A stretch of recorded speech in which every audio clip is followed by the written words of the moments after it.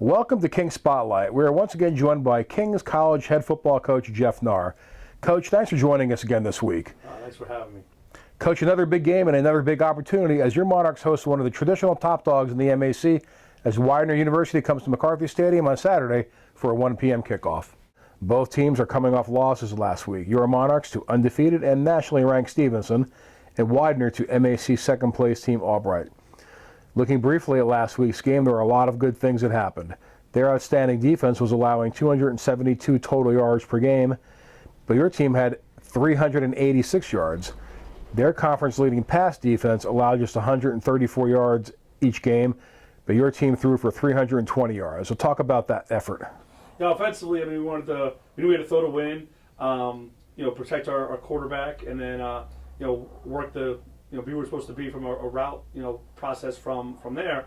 And then we were really impressed and proud of the way our receivers, played, because across the board, every one of them stepped up and made plays at some point in time. And that's a veteran and a very good secondary. And our kids played, at a high level and made a lot of plays. So it was really good.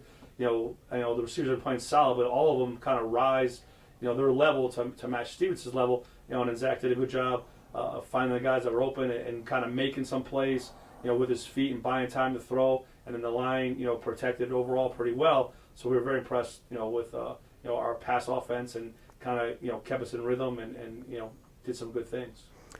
Talk about the difference with the defense in the second half. In the first half, our defense struggled, but really played well in the second half. Stevenson scored twice in the second half, but one came when we threw an interception at midfield, and the second came with just 39 seconds left in the game when the final score was pretty much decided. What was the difference in the second half with our defense?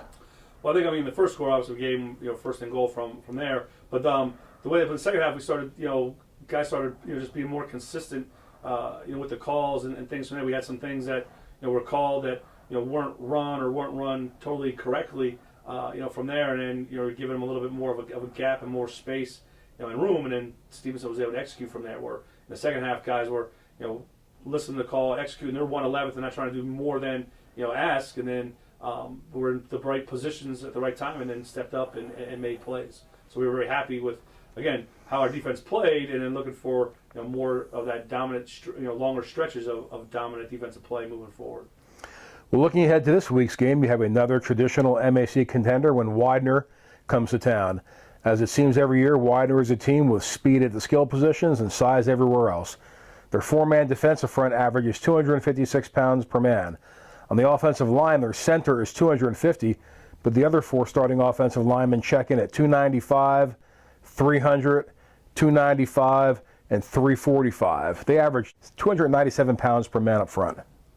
Yeah, they're huge. But the thing about the offensive line guys and even their defensive line guys is how athletic, they are. So they're big, but they're not, stiff. They can run really well, which helps them, get to the perimeter, and then again they have speed upon speed at linebacker, DB, speed upon speed at wide receiver, and and running backs from there. So it's a nice challenge in front of us and a good opportunity to take on, like I said, a traditionally top team in the MAC. The Widener offense is led by 6'5" senior quarterback Alex Krivda, and he has a lot of speedy skill players to work with, but also players who are multi-dimensional. What are the keys for our defense in this game? Again, make sure that when they read their key and then based on their key, do the assignment to that call. Because again, they'll run a jet sweep and they'll fake the jet sweep and hand it to the running back, and then they'll fake it to both of them and throw it to the three receiver side. Then they'll throw it to the boundary. From there, then they'll pump a quick screen and throw it deep. So they do a lot of different things. So everyone's got to do their 111th. From that deal, and then it'd be short tackling. Last year, I thought we were in pretty good shape, in spots on defense, but then we kind of missed too many tackles, from there. So we worked really hard to be in right technique, because again, if you're not and you're just reaching out there, they're so fast they'll run through, some poor tackling, technique from there. So we worked real hard, this week to be in best position. Hopefully, we can tackle guys, at the first contact and be good from there. But they're got a lot of weapons, and he knows how to distribute the ball to them. Coach, the Widener defense is 4th overall in the MAC in allowing 275 yards per game, but they stand first against the run as opponents have only been able to run for an average of 59 yards per game. What has made their defense so effective against the run, and what do we need to do to find success against it? They're big, and physical, up front, and then they're aggressive in the first two levels. From there, they pack the box, and they run every blitz known to mankind, and they'll drop every defensive lineman in the pass coverage. So they're just so multiple and and aggressive and physical that they can do a lot of things. So they pride themselves on stopping the run. They're strong, they're fast, they're athletic. They do a pretty good job with that. So, but we need to throw the ball effectively and successfully, and then when we run it, get positive yards. Do a good job of getting positive yards from there. And then the key, try to be good, and stay on schedule and not get ourselves in long yardage situations where they can pin their ears back and come after us. So the key for us is to kind of be good with our tempo and our rhythm and kind of be able to stay on schedule to move the ball with a mixture of pass and run to effectively move down the field. If we get off schedule, then we're going to be have some issues as they're going to be able to pin their ears back and come after us. Coach, this is the last home game for our seniors. We have 13 players who will be taking the last walk after the game is over. Talk a little bit about the last walk, the emotions involved, and your thought about the senior class. I think the last walk here that Coach Manello, Coach Anderson established as a tradition here is the best around.